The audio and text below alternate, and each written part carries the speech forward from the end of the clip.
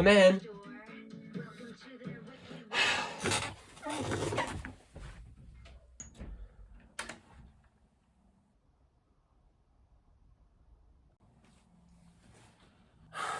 Wow, very funny.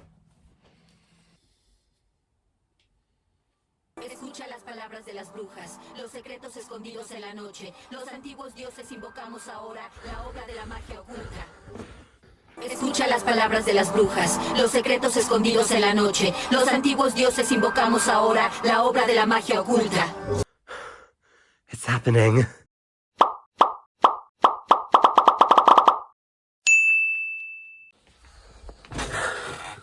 Well, if there was anything that was going to get me out of my slumber, it would be this. A new Descendants Evie doll made by Mattel. Who'd have thunk it? So I actually got this doll in Orlando, which is wild. But yeah, I went to Orlando. A lot's happened, but I was really happy to be able to pick one of these out in person. To me, it's quite an important doll. So a while back, I put out a video that was basically just ranking every Descendants Evie doll. And I kind of ended that video assuming that that would be the last ever Evie doll released, because the original trilogy was over. Presumably, Sophia Carlson wasn't going to come back for more. They'd moved on to a new generation of characters. What I didn't expect was that Mattel would be putting out anniversary dolls. I think at one point we thought it was going to be all 4 of the VKs, but no, we just got the girls. And that includes this one. So this is the 10th anniversary Descendants Isle of the Lost Evie, manufactured by Mattel. So this is the first ever Mattel Evie, which is wild. If you watch my other Descendants ranking video, you know how much I appreciate the brilliant irony of Mattel producing Descendants dolls. But I think it's even more so that it's the original Descendants dolls, like based on the first film that was such a big lightning rod of controversy back in 2015 among Ever After High fans. So this is kind of an update of that original video. Can you tell I don't really know what to do for this intro, so I'm just waving around this doll. So I'm updating that ranking with this last, probably, I'm gonna bet this time that this is gonna be definitely the last Evie doll that they release. I would love to be wrong, but I'm hedging my bets again. This is probably the last Evie. But how does she compare to the other Evies? I have a little checklist at the side here. I don't use this setup a lot, so this is a bit different for me, but I like the lighting, so it works. I just noticed I forgot to put on my ring light, and the lighting still looks good. This is why I picked this face. So this Evie is notable because, as you might be able to tell, she has hair that does not look like a rat's nest. Yeah, this is a Saran Evie for the first time ever, I think. I'm pretty sure the Just Play giant Evie does not have Saran, but this one does. And Mattel's Saran over the past few years has been it's been good, but it's also been a little bit, like, dry at the ends and a bit messy. Like, for all of my people who have Creep Over Twyla from Monster High, oh shit, I think she might be listening. Yeah. Yeah, if you know, you know. Not all Saran is created equal, but at the same time, this hair is still the best hair I've had on an Evie. Even, like, the better end of the poly that I've had with some of my Evies, it doesn't hold a candle to this. This feels soft. It's got ends that are not incredibly dry for once. Got a nice wave to it, a nice bounce. Don't know why I'm bouncing the doll. I think it works really well, and it's kind of by default the best hair on an Evie. And then I'll just give you a little look at her braids. I don't know if you can tell. Oh, no focus. Like, that's gonna work.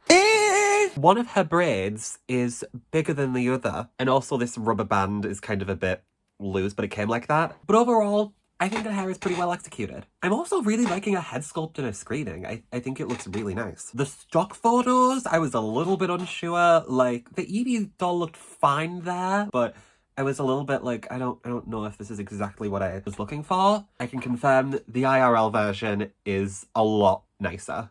Or at least I think she is. This definitely falls in line with a lot of the other Descendants faces that they've been doing for the Rise of Red dolls. Not really much of a surprise there. She does look quite a bit like Sophia. I think they did the lips well and the eyebrows. I am not seeing pixelation, which is good. I'm gonna be honest, the promo pictures had me a little bit worried. Less so with Evie, but like that first Mal promo picture. What is it? What is it? What is it? Nothing short of a jump scare. I'm not 100% sure on what body she has. I would have to guess it would be similar to the Rise of Red dolls. But like, knees bent fine. The hips are a little tight. They have a little bit of tension, but they still like bend fine. And then shoulders seem all right. Elbows, no problems at all. And then the wrists, they work, but they are also kind of constrained by part of her outfit. Because this Evie has little plastic removable gloves, which I do think is pretty cool. I can't say I have a huge preference for the fingerless gloves, but I think it's cool that we got to have a version with removable fingerless gloves. I really shouldn't have removed these gloves because now I'm struggling to get it back on. Just give me a minute. Oh. Hold on. Oh, Lord have mercy. There we go. We got it back on.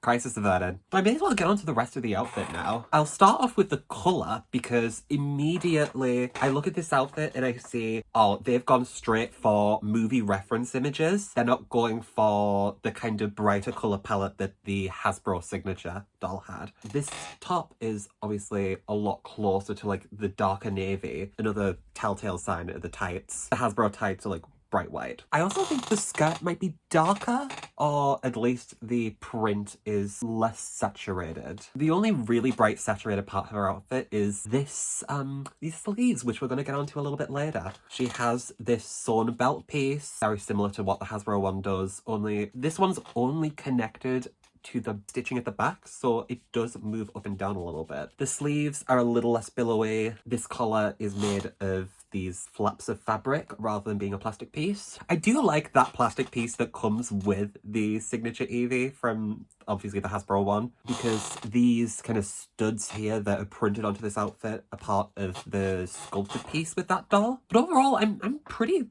satisfied with the outfit quality. I think that Descendants overall has gotten some of Mattel's best outfit quality as of recent. They've gotten away with separate pieces and more sewn details and like hemming and stuff. Especially when you compare it to like the Wicked dolls, where it's like, laser cut this, print this detail on. Yeah, I think Descendants got away with a lot of the more fancy parts of the outfit, like the ribbon here that makes up her zipper. They wouldn't have done this for the Wicked dolls. All right, accessory sculpting. So I will start with the shoes. So as you can see, this is not the camp crown heel that the Hasbro Evie has, but instead we have a well sculpted but ultimately plainer looking shoe. Like the only painted details on here are the laces, but like you've got swirls in here, studs, stitching. We do have a little Evie crown heart emblem on the back here, but a lot of this detail just doesn't really show up because it isn't painted. It's just like a very subtle part of the sculpt. Even if it was just that painted on the back,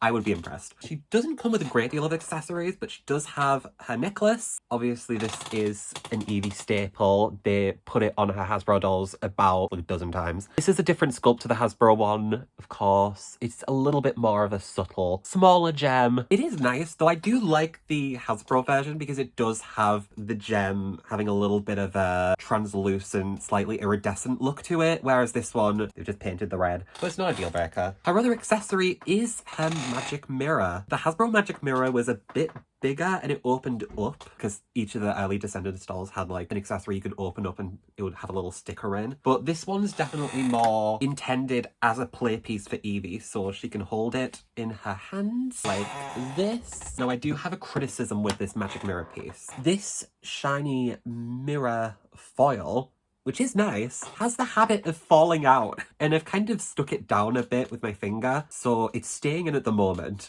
but this one does like to fall out at random times, so that, I don't love it. So overall, so far this doll is ranking very high for me, but I don't think I've even touched on the best part of this doll. So obviously you have the classic jacket from the first film. You've got the back of the jacket here with this very cool print. But if you take this jacket off, turns out there's something underneath it. These sleeves here, I just assumed that this was like, oh, they just added in some sleeves underneath the existing top and they were sewn to the existing top. But no, underneath this jacket, it's the Ways to Be Wicked top. I think that this is so cool. Now, I give Mattel a lot of shit, and I think that at times Mattel does deserve a lot of shit. They get away with a lot. However, they did not have to do this. They did not have to include the extra top. And essentially, include an extra outfit. Because I've talked about on this channel before how much I appreciate the Ways to Be Wicked outfits being these kind of twisted dream variants of their original signature outfits. So having this top, it's basically like, oh, you get a second look. Taken out of context, that sounds ridiculous. Like, it's just the under top. That's not a whole second look. But still, for me, it's really exciting. Like, it's got the cute little cap sleeves. I will say, it is sewn to the skirt, which does kind of disappoint me a little bit, but it would have been even worse if it was sewn to this jacket. Then I would have just been like, you didn't even try. The fact that the skirt is sewn to the extra top that I wasn't expecting is, I can deal with that. So overall, I really love this doll. This doll is an absolute winner to me. I'm impressed with the quality. I really like the different take on the colour saturation compared to the Hasbro doll. I think they executed her face pretty damn well. She has saran, and the saran feels good. I love the extra top. I'm pretty impressed with the outfit construction. I have my quibbles. Of course I have my quibbles. But as far as I'm concerned, this is a damn good doll and an excellent Evie. But this isn't supposed to be a review.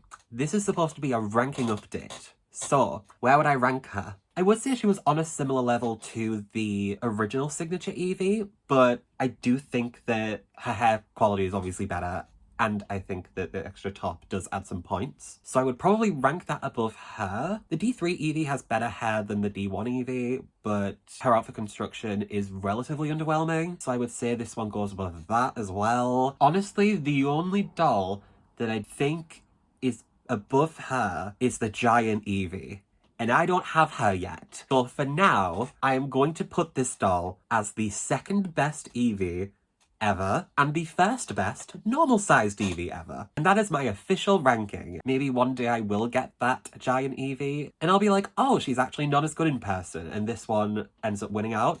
But for now, I can officially say that the 2025 anniversary Descendants Evie, produced by Mattel, is top tier. And I guess that's all I have to say today. So thank you for watching. I guess I'll see you in another 8 months. Bye!